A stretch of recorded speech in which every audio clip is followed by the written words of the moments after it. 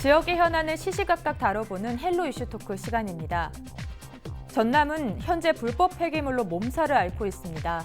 정부가 직접 대책 마련 등을 하고 있지만 실효성은 여전히 물음표인데요.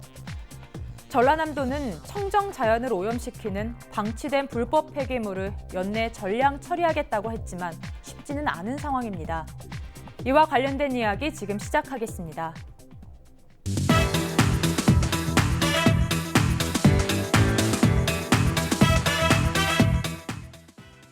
네, 전라남도가 불법 폐기물로 몸살을 앓고 있습니다. 현재 어떤 상황입니까? 네, 우리 전라남도 내에 불법으로 방치되거나 그런 투기되는 불법 폐기물은 9,750톤이라고 합니다. 최근 2019년도에 우리 전남도에서 전수조사를 통하면 불법 폐기물은 32,400톤이었는데 그동안에 24,200톤을 처리를 했고요. 미처리된 7개 시군의 13개소에 8,200톤과 그리고 추가 발생분이 앞으로 1,550톤을 예상을 하는데 이러한 부분들을 연내 처리해야 할 불법 폐기물 총 9,750톤을 예상을 합니다. 이러한 수치도 단지 추정치일 뿐이지 실질적으로 정확한 데이터는 아니기 때문에 앞으로 더 불법 폐기물은 더 늘어나지 않을까라는 생각을 합니다. 네, 앞으로 지금 측정되고 수치들이 나와 있긴 하지만 이 수치가 더 늘어날 수 있다는 말씀 해주셨는데요. 네, 전라남도에서는 연말까지 불법 폐기물 전량 처리할 계획을 갖고 있지 않습니까? 네네네. 어떤 계획입니까? 당초에 환경부에서 지난 2월 21일에 불법 폐기물 관리 강화 대책을 발표를 하게 되죠. 그래서 우리 도에서는 2022년도까지 불법 폐기물을 처리할 계획이 있었으나 아시다시피 불법 폐기물은 상당히 문제가 많습니다. 그래서 신속한 처리에 대한 그런 국민적 관심, 그리고 도민의 건강권 보호를 위해서 그리고 청정 전남에 대한 환경에 큰 영향을 미치는 점을 봤을 때 당초 계획보다 3년 정도 앞당겨서 올해 말까지 전량 처리할 계획이라고 지난 16일 날 우리 전남도에서 발표를 했죠.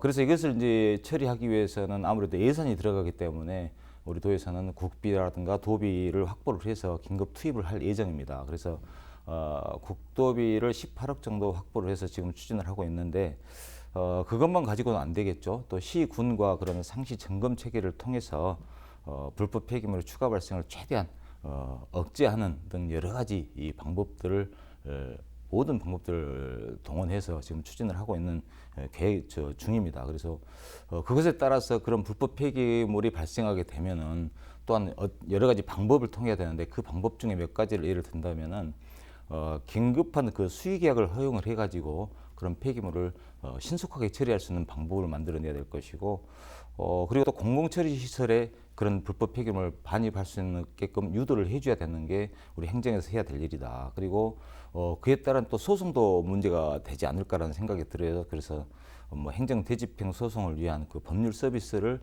우리 도에서 이렇게 지원을 해가지고 그 불법 폐기물들을 금년 내에 깔끔하게 좀 처리를 할 수 있도록 도에서 추진을 하고 있는 중입니다. 네, 지역민들의 건강과 또 쾌적한 환경을 위해서 금년 내에 이 불법 폐기물 처리 계획을 갖고 있다고 말씀해 주셨는데요. 네, 이제 그 전부터 불법 폐기물의 처리에 대해서 많은 노력을 했었을 때 이처럼 방치된 이유는 뭐라고 보십니까? 네, 가장 큰 원인은 이제 뭐 나오는 배출되는 쓰레기 양, 폐기물 양보다 그것을 소화할 수 있는, 소각할 수 있는 어떤 그 시설이 부족한 것이 가장 큰 원인이라고 볼 수가 있을 것 같습니다. 이제 2018년도 1월부터 이제 중국에서 이 플라스틱 폐기물을 수입을 금지를 하면서 우리나라에서 당시에 20만 톤 정도가 이제 중국으로 그 폐기물들이 이제 수출이 됐었었는데 이제 그것이 막히면서 그 전에 이렇게 쌓여 있던 것들 그러니까 뭐 이것을 소각을 하려고 예정했던 분량보다 훨씬 더 많아지면서 갑자기 이제 이제 불법 폐기물이 이제 증가가 된 상황입니다. 지금 또 이러한 것들이 또 관리 감독이 잘 되어 있었다면 아무래도 좀 덜한 그 폐기물이 방치가 됐을 텐데 현재 환경부에서 운영을 하고 있는 올바로 시스템 상에서 이것을 뭐 관리는 하고 있습니다만은 실제적으로는 그 무자료 거래라든지 또 등록된 거 또 다른 허위의 그 거래들이 많이 일어나고 있기 때문에 이런 불법 폐기물들이 뭐 증가가 되고 있는 것 같습니다. 또 이것을 관리 감독을 해야 할 공무원들의 뭐 숫자도 부족할 뿐이지만은 또 지자체에서 또 이러한 폐기물에 대한 인식이 조금은 아직까지는 그 심각하다라는 것을 깨닫지 못하고 또 이런 부분에서 좀 관리 감독이 부실한 이유가 어떤 이런 폐기물이 방치가 된 이유가 아닐까 싶습니다. 네, 지자체에서도 관리 감독을 하고 있지만 좀 아직은 부족한 상황인 것 같은데요. 네. 네, 불법 폐기물 하면은 이제 의료 폐기물도 빼놓을 수가 없죠. 네. 순천이나 여수에서도 의료 폐기물 소각 시설에 대한 주민들의 반대가 심각한 상황이지 않습니까? 네, 뭐 최근에 그 의료 폐기물 소각 시설을 이제 뭐 신설한다라는 것 때문에 이제 순천시하고 이제 뭐 여수시에서 이 뭐 주민 설명회가 열리기도 했었는데 뭐 그 주민 설명회가 열리기도 전에 이제 뭐 주민들이 반대 입장을 뭐 의견을 표시를 하고 또 여수시하고 이제 순천시에서도 이제 전남도에 불필요하다라는 의견을 이제 그 제출을 했습니다. 뭐 실제 순천이나 여수에서 이제 발생되는 의료 폐기물은 뭐 7톤이나 뭐 3톤에 불과합니다. 그러니까 실제 소각 시설은 뭐 38톤에서 40톤 이상 되는 시설인데 그것을 뭐 순천, 여수, 광양을 다 하더라도 충분히 뭐 남는 시설이죠. 그래서 현재로서는 광주나 장흥에 의료 폐기물 소각 시설이 있기 때문에 그 부분에 대해서 지금 뭐 전남 뭐 여수시나 순천시에서는 현재 뭐 신설을 하는 것을 이제 불필요하다라고 보는 것 같습니다. 뭐 이 소각 시설이 그 주변 주민들한테 미치는 뭐 건강에 미치는 영향도 적지 않고 또 이러한 것들을 설치를 함으로써 또 주변 또 그 마을에 어떤 악영향이 있을 수 있기 때문에 좀 많이 반대하는 것 같습니다. 네, 이렇게 갈 곳을 잃고 떠도는 의료 폐기물 대란을 막을 방법은 없는 겁니까? 예, 앞서 우리 설주원 변호사님께서 말씀하셨다시피 이런 폐기물 소각장을 설치하는 데 있어서는 순천 여수뿐만이 아니라 각 지자체에서도 과연 내 지역에 그런 폐기물 시설, 처리 시설이 들어온다면 어느 누가 찬성할 분이 한 사람도 없습니다. 그러나 이거를 전국적으로 이렇게 범위에 권역별로 좀 맞게끔 이렇게 소각 시설이 돼 있어야 되는데 뭐 이렇게 지금 현재도 뭐 그렇게 됐다고는 하나 수도권에 상당히 많이 부족한 편이라서 사실 의료 폐기물이라는 것이 뭐 잘 아시다시피 일반 폐기물하고는 또 다른 그런 폐기물이죠. 그런 보건 의료기관이나 그런 동물병원 그리고 그 시험 검사 기관 등에서 이렇게 배출되는 그런 폐기물인데 그 중에서도 인체에 감염이나 유해를 줄 수 있는 그런 우려가 있는 그런 폐기물이라서 모든 사람들이 주의 깊게 보는 것이고 항상 그 부분에 조심하고 그리고 또 이제 그런 폐기물 중에서도 인체 저주의 적출물들도 나오거든요.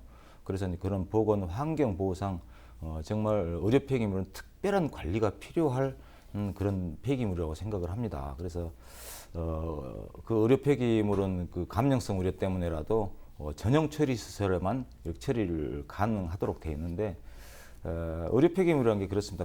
발생량은 급증하고 또 이렇게 처리 업체가 처리 용량이 한계가 있어서 좀 문제가 있다고 보는데요. 발생량이 증가하면서 처리 단가도 또 뭐 좀 높아지겠죠. 그러다 보면 향후 의료 폐기물을 적정하게 유탁하지 못할 경우에는 병원 내에서 장기간 이렇게 또 보관을 해야 되는 그런 상황도 벌어질 수가 있습니다. 그런데 이제 우리 호남권에는 장흥과 광주에 이렇게 두 군데가 이렇게 소각 시설이 설치가 돼 있어서 운영을 하고 있는데 우리 호남이라든가 광주, 전남을 본다면은 이 두 개 시설로도 이 소각 처리가 충분합니다, 사실은. 근데 이제 전국의 소각 시설을 보면은 13개소가 있어요.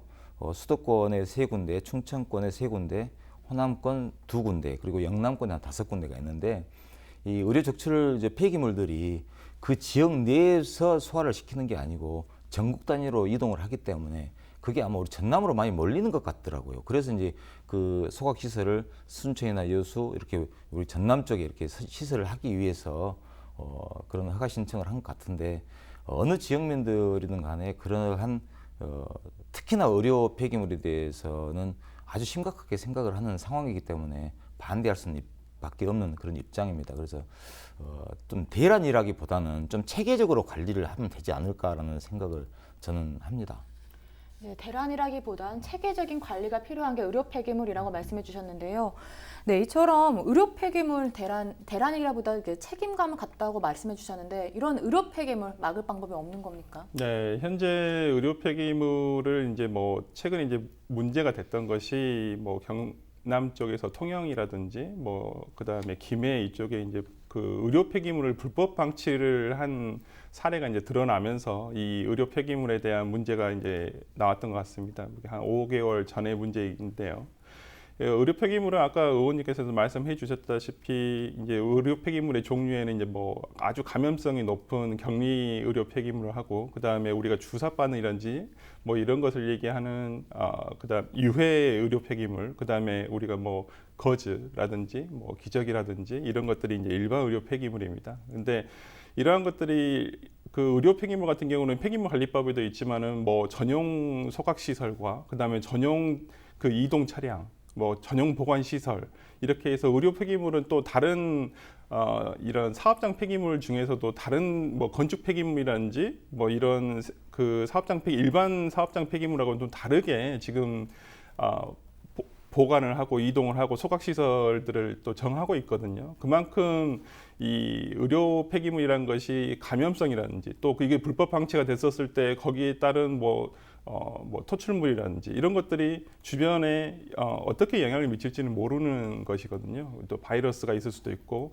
또 아까 말씀드렸던 유해 의료 폐기물 중에는 뭐 동물 사체라든지 실험실에서 나왔던 사체라든지 이런 것들도 다 포함이 되어 있는 거기 때문에 그런 것들이 만약에 불법 방치가 됐을 때는 뭐 주변에 어떤 영향을 미칠지는 모르는 것입니다. 그렇게 그만큼 이 의료 폐기물 자체가 감염성이라든지 위험성이 굉장히 높은 부분인데 이 의료 폐기물에서 뭐 전남만 두고 본다면 아까 의원님께서 말씀해 주신 대로 뭐 충분히 뭐 가능합니다. 그리고 현재 폐기물 관리법에 의하면 뭐 생활 폐기물 같은 우리가 일반적으로 버리는 생활 쓰레기 같은 경우에는 권역별로 다 지금 그 처리를 하게 돼 있지 않습니까? 우리가 그 종량제 봉투를 사용해 가지고 이렇게 처리를 하듯이. 근데 이제 사업장 폐기물은 이 권역을 넘어들어서 충분히 그 처리가 가능한 것이거든요. 의료 폐기물도 마찬가지로 사업장 폐기물인데 그렇기 때문에 지금 수도권에서 많이 발생하고 있는 의료 그 폐기물들이 지금 지방으로 이렇게 되면서 예를 들어서 지금 의료 폐기물 같은 경우에는 이동하는데 하루가 되고 그것을 소각하는데 5일 안에 소각을 해야 되거든요. 그런데 지금 현재 뭐 일일 하루 안에 그것을 이동하는 것도 여의치 않은 경우들도 많고 그다음에 그걸 소각한 것도 뭐 처리 용량 때문에 소각 시설의 처리 용량 때문에 뭐 5일 안에 그 되지 않은 경우도 굉장히 많습니다. 이런 것들 때문에 의료 폐기물들이 지금 뭐 수도권에서 많이 이렇게 나오고 있는 것을 지금 전국에서 소화를 하고 있는 건데 물론 현재 전남만 두고 본다고 한다면 뭐 충분히 처리할 수 있다라고 볼 수 있겠지만은 또 가장 문제가 되는 게 최근에 이제 의료 폐기물 중에서 가장 그 문제된 게 이제 기저귀입니다. 기저귀가 뭐 아기들이 차는 기저귀가 아니라 요양시설에서 이제 그 노인 요양병원이나 이런 데서 쓰는 이제 기저귀들을 의료 폐기물 그 용량이 부피가 굉장히 크지 않습니까? 그러다 보니까 이 무게라든지 부피가 크기 때문에 다른 의료 폐기물보다는 훨씬 또 그 폐기물을 처리하는데 비용이 많이 들거든요. 그래서 이제 최근에 이제 입법안으로 지금 올라가 있는 게 그 기저귀만큼은 그냥 감염성이 적다라고 한다면 그냥 의료 폐기물이 아니라 그냥 생활 폐기물로 해서 버릴 수 있도록 하자라고 해서 지금 보건복지부나 환경부에서 지금 그 입법 조치를 취하고 있는 것으로 알고 있습니다. 이런 것들이 해결이 된다면 좀 더 지금보다는 조금 의료 폐기물을 처리하는 데 있어서도 조금 더 수월하지 않을까 싶고 가장 큰 문제는 입법적으로 해결이 돼야 될 문제인데 이것을 의료 폐기물이 가장 많이 나오는 시설은 이제 대형 병원이라든지 대형 요양시설이라고 볼 수 있거든요. 그러면 대형 병원이라든지 대형 요양시설에서 자체적으로 이것을 소각을 하거나 아니면 처리를 할 수 있는 시설을 만들 수 있게 한다면 뭐 지금보다는 훨씬 더 의료 폐기물의 불법 방치를 막을 수도 있고 또 의료 폐기물의 어떠한 이 소각이라든지 처리 부분에 있어서도 지금보다는 훨씬 더 나은 수월한 모습을 보일 수 있을 거라 생각이 듭니다. 네, 지금 입법적인 부분에 대해서 말씀을 해주셨는데요. 네. 이 의료 폐기물에 대한 입법 조치가 어느 정도 혹시 진행된 게 있는 건가요? 네, 현재로서는 올해 초에 2019년 초에 전현희 의원이 아마 입법 발의를 한 것으로 알고 있습니다. 이 폐기물 아까도 말씀드렸다시피 대형 병원 내에서 어떤 일정 시설을 갖추고 있는 병원의 경우에는 이런 소각시설인지 아니면 처리시설을 자체적으로 이것을 할 수 있도록 하는 것이 지금 입법으로 올라가는 있습니다. 예, 근데 아직 통과 여부는 아직 좀 미지수인 것 같고요. 이번 국회 회기 내에 이게 통과될지는 한번 지켜봐야 될 것 같습니다. 네, 지금 변호사께서 앞에서 이런 의료 폐기물의 무서운 이유에 대해서 언급을 하시긴 하셨습니다. 혹시 그 외에도 위험한 부분에 대해서 언급하실 수 있을까요? 뭐 의료 폐기물이라 하면은 그게 나오는 그 발생 장소가 특정한 장소에서밖에 나오질 않습니다. 뭐 예를 들어서 병원 진료실, 그리고 수술실, 그런 병원 세척실 등에서 나오는 그런 폐기물이기 때문에 그런 폐기물이 병원균이나 중금속, 독극물에 이렇게 오염 원인이 많아서 감염성 위험이 크다고 볼 수가 있겠죠. 그래서 이제 그 의료 폐기물에 별도로 처리하는 그런 시설을 갖춰야 된다는 것입니다. 그래서 또 그것보다도 주사 침이나 깨진 유리에 대해서 이런 부상 위험도 사실은 있고 그것이 아주 미세하기 때문에 그런 걸 우리가 직접 눈으로 잘 확인이 안 되다 보니까 이런 문제점이 생기는데 그리고 이제 감염성 폐기물은 방금 말씀하셨다시피 즉시 처리를 해야 되기 때문에 아까 말씀드렸던 그런 권역별로 이렇게 체계를 갖춰서 처리를 하는 게 맞지 않겠느냐. 예를 들어서 메르스 같은 경우라든가 그런 데서 나오는 그런 의료 폐기물들은 바로 즉시 소각 처리를 해야 되거든요. 이제 그런 것 때문에 상당히 그 의료 폐기물에 대해서 시급을 다루는 그런 폐기물이 또 있어요. 그래서 그런 부분을 좀 잘 처리했으면 좋겠다 생각이 들고 그리고 또 항생 물질을 매립하거나 하수도에 이제 흘려 보내면은 사실 토양이라든가 수질을 오염시키게 되죠. 그렇기 때문에 이제 그 의료 폐기물이 무섭다는 겁니다. 그래서 이제 특히나 이제 폐기된 그런 항암제 같은 경우는 정말 자연 생태계를 파괴할 정도로 그렇게 위험한 그런 폐기물이기 때문에 이런 폐기물에 대해서는 정말 병원 자체에서도 특별한 관리를 사실은 하긴 해요. 그러나 그게 이제 좀 인식의 문제라기보다는 그런 폐기물들이 섞여서 들어가는 경우가 많이 있다 보니까 우리도 모르게 이렇게 감염 원인이 될 수 있는 그런 폐기물이 그냥 그 일반 폐기물에 버려지는 경우도 사실 종종 발생한다고 하네요. 그래서 그런 부분에 대해서 특히나 병원 자체 내에서 운영을 하면서 좀 더 병원 자체 내에서 좀 체계적인 그 분리 배출을 좀 심각하게 생각을 해야 될 것 같습니다. 이렇게 의료 폐기물 처리가 어려운 이유가 따로 있을까요? 네, 그렇습니다. 이제 아까 말씀드렸던 크게 어려움은 없어요. 우리 이제 호남이라든가 광주, 전남권을 본다면은 충분한 시설이 있기 때문에 거기 내에서 처리를 하기 때문에 크게 문제가 안 되는데 이제 그게 이제 다른 수도권이나 다른 이 지역에서 이렇게 뭐 이쪽으로 오다 보니까 좀 부족하다라고 생각할 수가 있겠는데 아까 말씀드렸던 대로 제일 중요한 것은 분리배출 문제가 제일 중요한 것 같아요. 병원 자체 내에서 의료 폐기물과 일반 폐기물을 분리를 좀 잘 해줘야 될 것 같고 의료 폐기물은 증가를 하지만 그 시설이 부족해서 적정하게 처리되지 못하는 그런 상황이 종종 발생하고는 있어요. 근데 그렇게 크게 아주 문제가 될 정도로 심각한 상태는 아니다라는 말씀을 드리고 아까 그 뭐 지역 내에서도 의료 폐기물 소각 처리를 시설을 만들면 반대하는 이유가 다 그런 그 위험 물질 때문에 다 반대를 하고 그러기 때문에 어찌 됐든 간에 물론 처리 시설이 있어야 되긴 하겠죠. 그러나 이제 뭐 우리 지역민들의 피해가 안 되는 그런 한도 내에서 그런 처리 시설이 또 설치돼야 된다 생각을 하고 아마도 제가 보기에는 의료기관에서도 이렇게 포장재라든가 종이류, 플라스틱류 이런 혼합 배출에 대한 의사협회에서도 상당히 심각한 문제다라고 이렇게 인식은 하고 있는 것 같아요.